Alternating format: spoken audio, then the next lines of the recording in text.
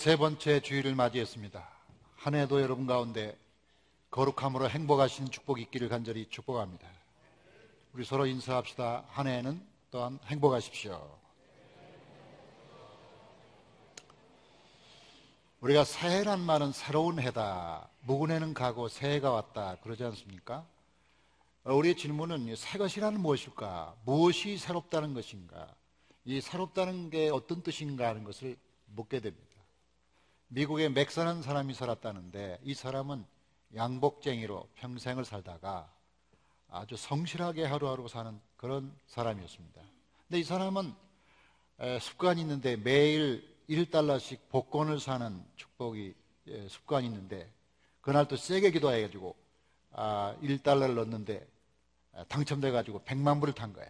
그래서 이 100만 불을 가지고 자기 아내한테 갖다 줬더니 아내가 흡족한 미소를 지으며 남편에게 말한 겁니다. 여보, 당신 너 너무나 고생만 많이 하고 했으니 이제는 좀 때 빼고 광냅시다. 우리가 돈도 있으니까 양복도 좀 제대로 해볼 거 있고, 이발소도 가서 이발도 하시고 마사지도 받고, 그래 좀 뭐 멋지게 한번 살아보자고요.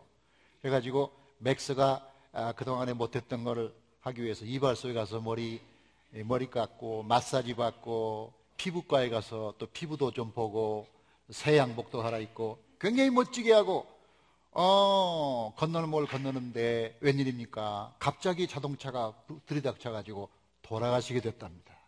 돌아가시게 돼가지고 천국에 갔는데, 아니 너무나 불평이 많아요. 하나님, 제가 지금 돈도 생기고 이제 살만하니까 나를 데려오면 어떻게 합니까?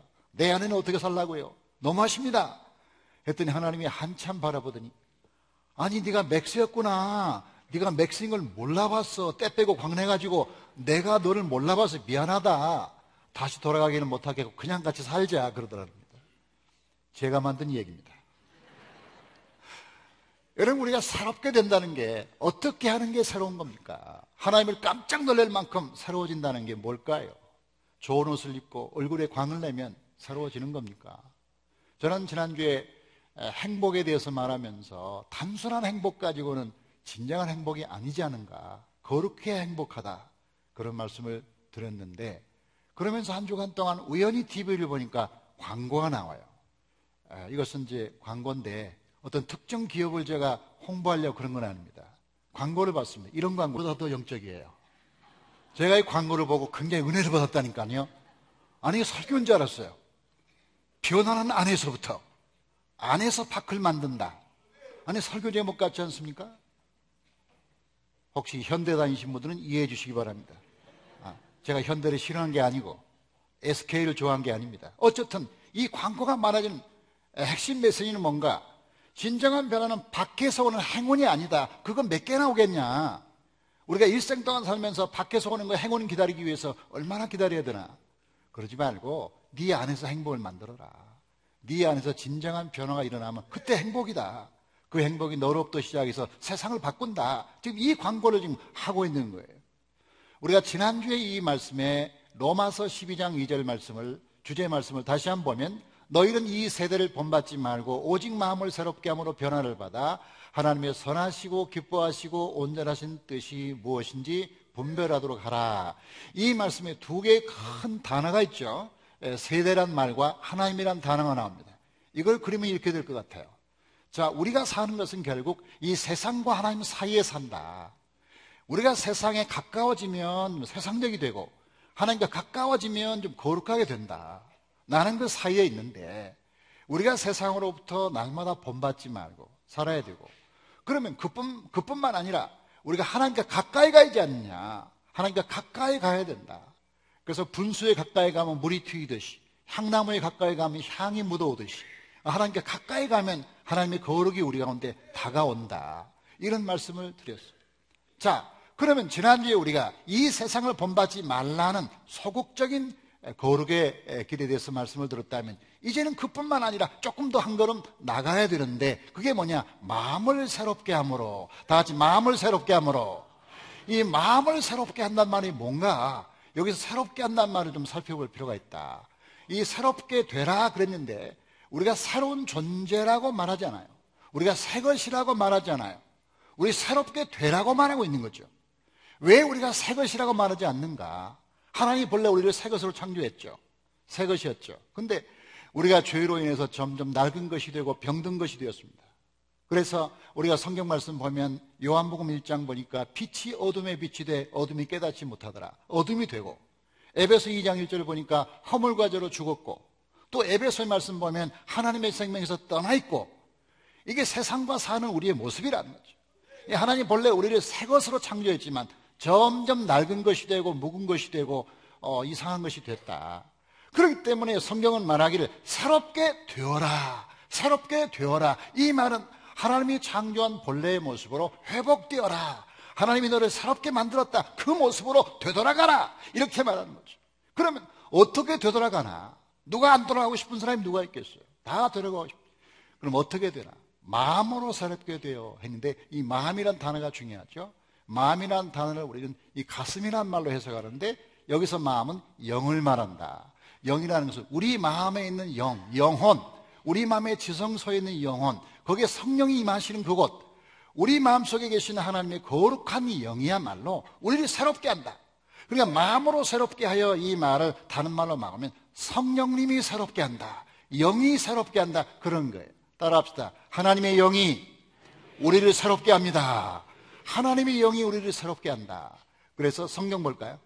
자, 성경 말씀 보면, 골로새서 말씀 보면, 너희가 서로 거짓말하지 말라. 옛사람과 그 행위를 벗어버리고 새 사람을 입었으니. 또 에베소서 말씀 보죠. 너희는 유혹의 욕심을 따라 썩어져가는 구습을 따르는 옛사람을 벗어버리고 오직 너희의 심령이 새롭게 되어. 자, 이 말씀 보세요. 심령이 새롭게 되어, 이 말은 우리 마음에 있는 영, Spirit in the heart, 우리 마음에 있는 영이에요. 우리 마음에 있는 영이 우리를 새롭게 한다, 그런 거예요. 우리 마음이 속에 있는 영이 우리를 새롭게 하는 거지, 우리가 스스로 새롭게 되는 건 아니죠. 24절 말씀, 하나님을 따라 의와 진리의 거룩함을 지으시는 받은 새 사람을 입어라. 이 새 사람을 입으라 말의 문법적 형태는 현재형이며 수동형이에요. 현재형이라는 것은 뭐냐면 우리는 날마다 새로워져요. 우리가 아침마다 옷을 갈아입고 옷을 벗는 것처럼 날마다 일상 속에서 매일매일 새로워져야 되고, 입으라 그랬으니까 수동형이라는 것은 뭐냐면 내가 스스로 나를 깨끗하게 할 수가 없어요.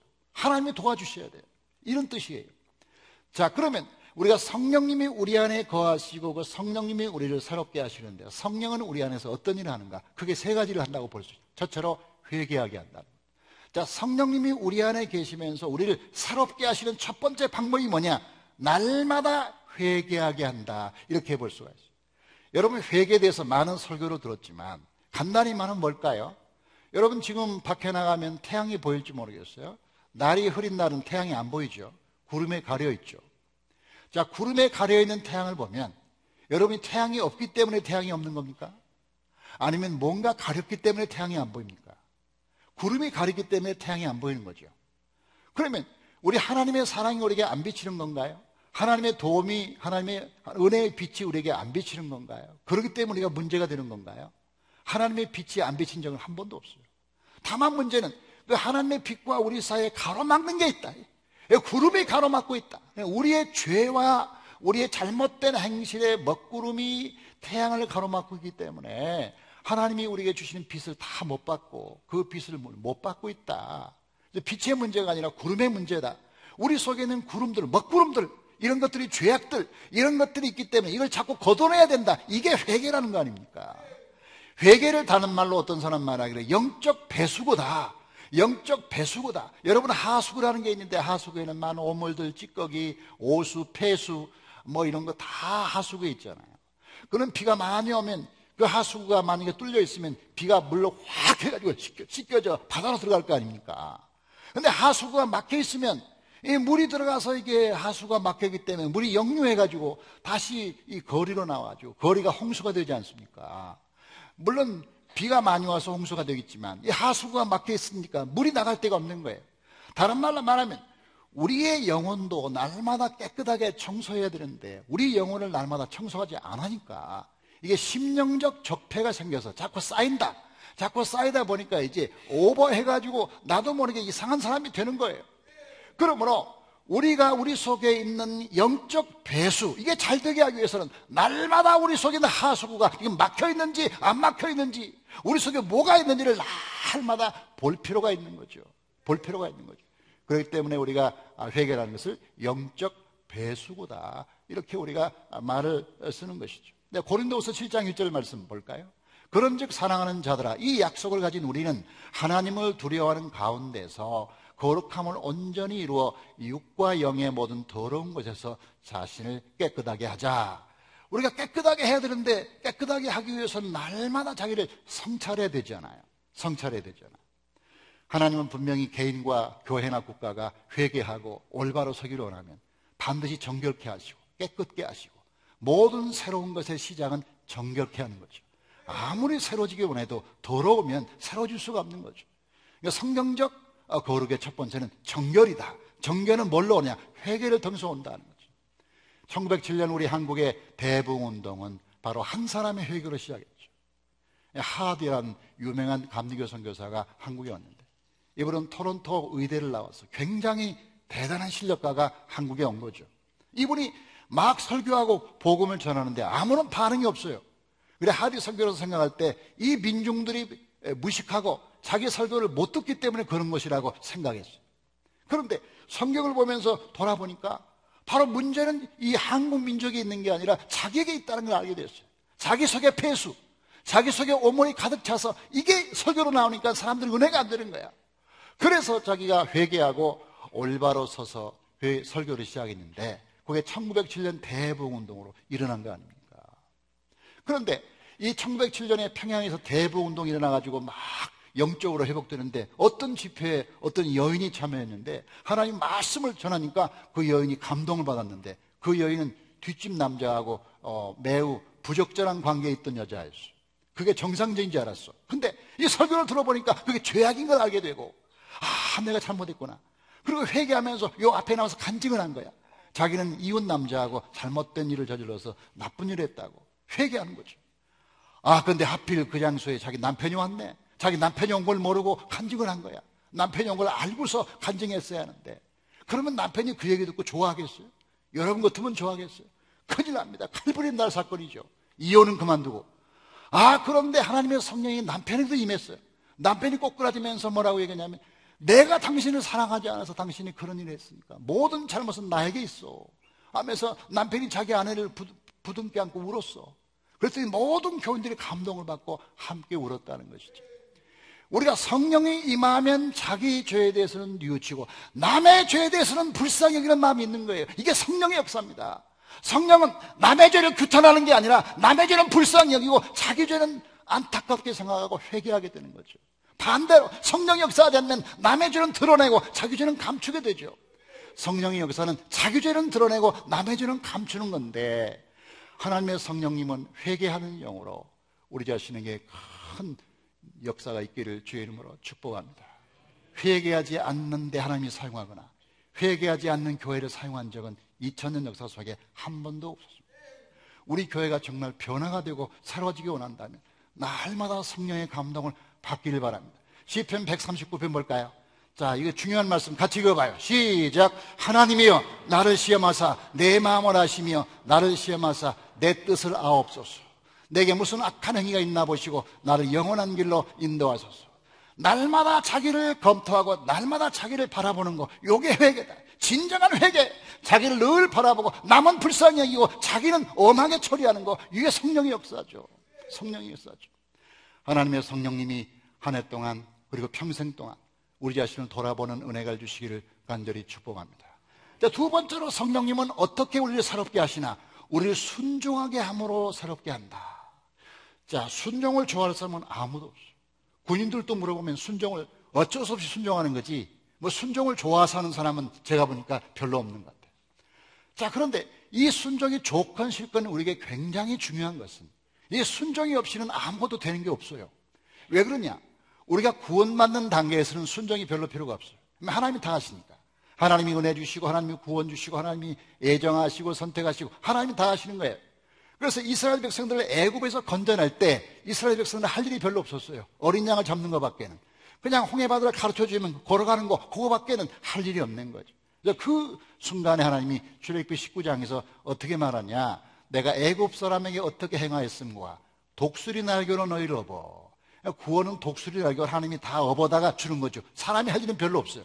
자, 그런데 시내산 도착했다. 시내산 도착해서 이스라엘 사람들이 하나님이 율법을 주셨잖아요. 율법을 주시면서 뭐라고 말해요? 5절 보니까 세계가 다 내게 속하였나니 너희가 내 말을 잘 듣고 내 언약을 지키면, 다 같이 내 말을 잘 듣고 내 언약을 지키면. 이 말은 구원받은 때까지는 우리가 할 일이 별로 없지만 구원받고 거룩한 성도가 되려면 날마다 순종해. 날마다 자기 발로 걸어가야 돼. 날마다 구름 기둥과 불 기둥을 살펴야 돼. 날마다 하나님의 은혜를 사랑하고 그분을 따라가야 되는 선택이 필요하다는 거예요. 그래서 이 순종은 구원에서 거룩으로 가는 마땅한 통로다. 순종을 통하지 않고는 절대 거룩해질 수 없다. 이렇게 우리가 말할 수가 있어요. 자, 우리가 신앙생활하면서 중요한 것은, 하나님으로부터 뭘 얻는 것보다 중요한 것은 하나님을 사귀는 게 중요하다. 자, 신앙생활의 문제는 뭐냐면 하나님으로부터 뭘 얻을까 생각하면 늘 실망해요. 금방 안 주시거든요. 하나님이 지혜로우시니까 믿음이 없는 우리 금방 안 줘요. 안 주는 게 또 사실 좋은 거예요. 그런데 하나님과 가까이 하려고 하면 늘 가까이 할 수 있어요. 그래서 하나님과 늘 가까이 하고 그분 안에 지내는 것이 중요한데, 그러면 하나님과 늘 가까이 하겠다고 느꼈다고 봐요. 하나님과 가까이 하는 게 중요하다. 그러면 하나님과 가까이 했다는 것을 안다고 해서 가까이 됩니까? 아침마다 일찍 일어나야죠. 새벽에 일어나서 새벽기도 나와야죠. 또 새벽에 못 나오면 집에서라도 기도해야죠. 성경 펴야죠. 성경 읽으면서 성경 읽어야죠. 그렇죠? 하나님 말씀 들을 때 아멘으로 받고 그 말씀 따라 살라고 노력해야죠. 우리가 하나님께 가까이 가려고 마음먹는 것과 실제 가까이 가는 것 사이에는 순종의 문제가 있다는 거예요. 가까이 가야 된다는 걸 안다고 가까이 가지는 게 아니라는 거죠. 가까이 가는 노력과 결단과 순종이 있어야 가까이 간다는 거죠. 우리가 새벽에 나와서 기도해요. 간절히 기도해요. 어떤 사람은 2시간 이상 기도하는 사람도 있어요. 자, 기도하는 거 참 아름답고 좋은 거예요. 그런데 기도하다가 하나님이 감동 주시잖아요. 야, 네가 지금 너한테 마음을, 네가 지금 미워하는 사람 있지 않냐? 그 사람에게 오늘 전화하고 네가 용서를 구해. 너 지금 보니까 게을렀는데 아침에 일찍 일어나서 더 많이 기도하면 좋겠어. 그리고 교회 봉사 안 하지? 네가 교회 집사라며 뭐 집을 사는 집사냐? 봉사하라고 집사 세웠는데 왜 봉사 안 하는 거야? 하고 성령님이 꾸짖기도 하고 감동 주세요. 자, 기도를 많이 해도 그 마음속에 하나님의 성령이 감동하는 것을 그대로 순종하지 않으면 그 기도가 무슨 기도냐 이 말이에요. 우리 기도를 많이 하는 것이 중요한 게 아니라 그 기도를 통해 하나님이 주시는 감동을 우리가 실천하는 것이 중요한데, 그래야 역사가 일어나는데, 그래서 순종이 중요하다는 거죠. 자, 우리 성경 읽어요. 성경 읽으면 재밌고 즐겁죠. 나 재밌으라고 읽는 거예요. 성경 읽어보면 우리 마음을 콕콕 쑤시면서 회개하라고 그러고 헌금하라고 그러고 봉사하라고 그러고 사과하라고 그러고 화목하라고 그러고 그러잖아요. 화목 안 하고 싶은데 화목하라고 그러고. 그러면 이 성경을 아무리 많이 읽어도 그 말씀이 나에게 주신 말씀을 순종하지 않으면 이게 무슨 의미가 있냐 이게. 아무리 이 성경을 많이 외우고 아무리 많이 안들 그게 무슨 소용이 있겠냐 이 말이에요. 결국은 모든 게 순종이라. 순종.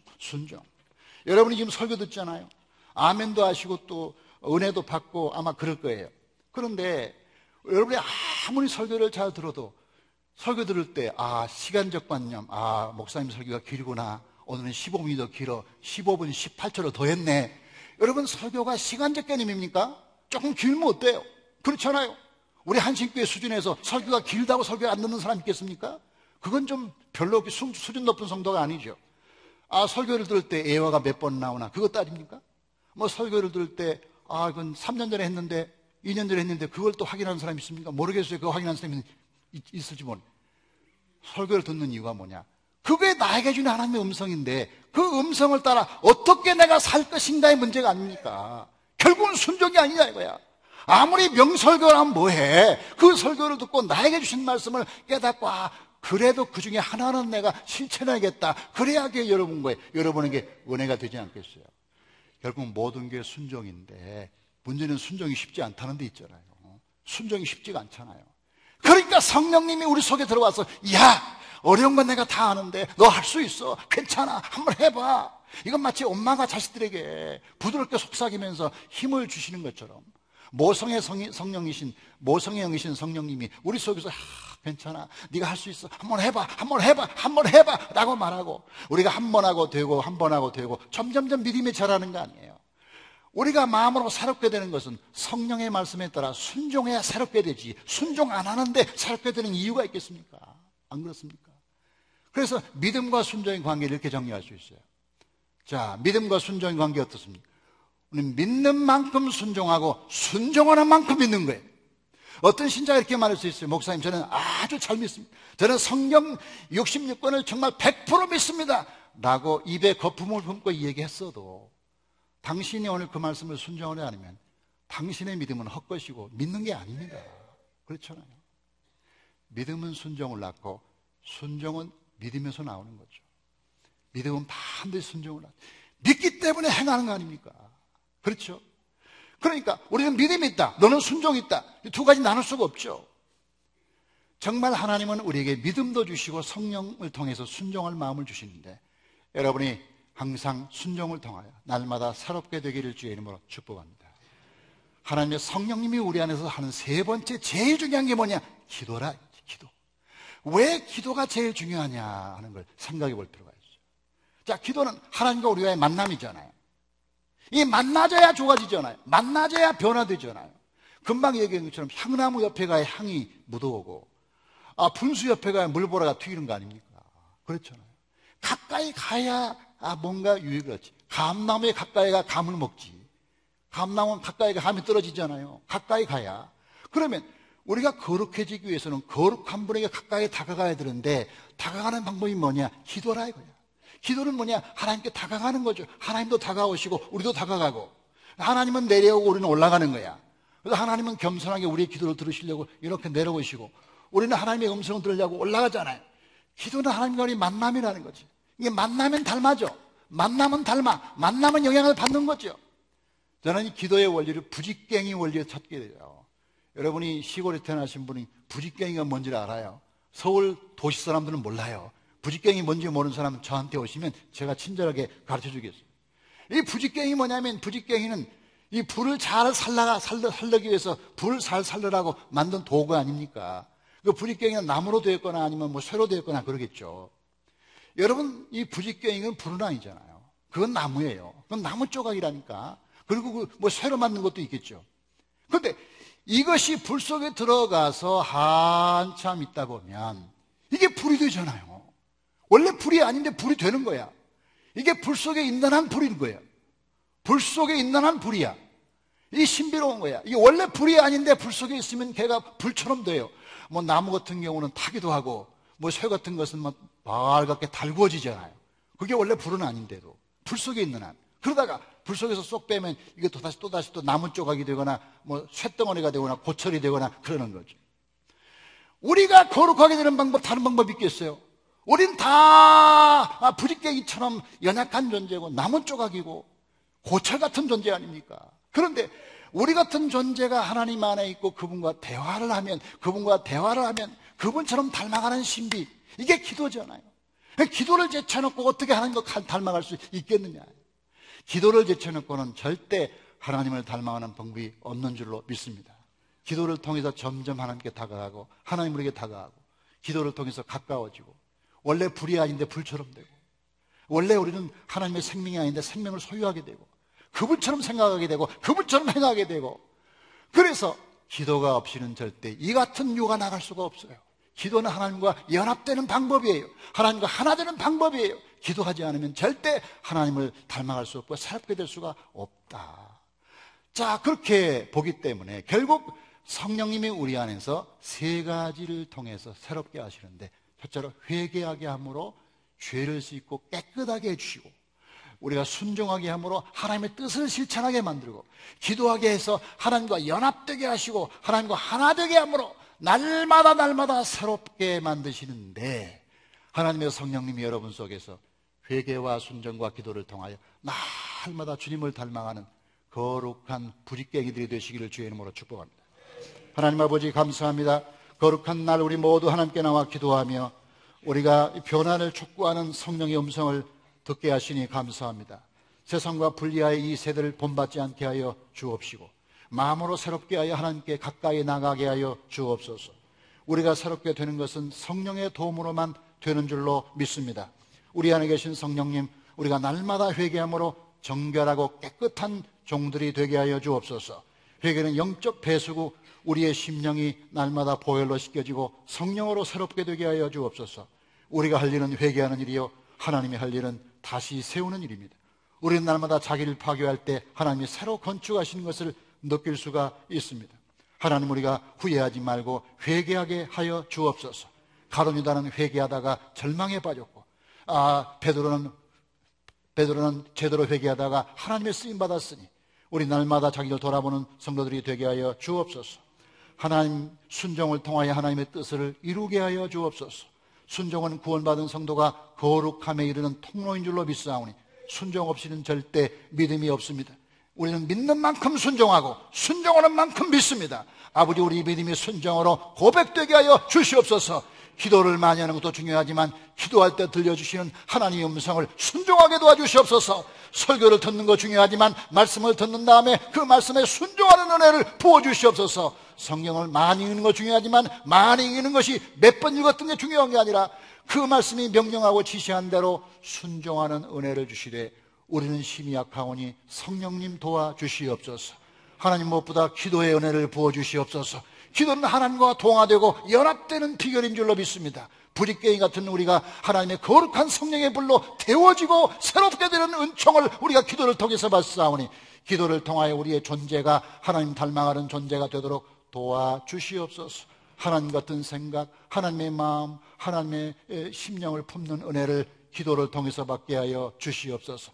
마음으로 새롭게 되게 도와주시옵소서. 한 해 동안 우리 평생 성령님이 우리를 새롭게 하시고 날마다 회복시켜 주시며 고쳐주시고 아버지 깨닫게 하여 주시옵소서.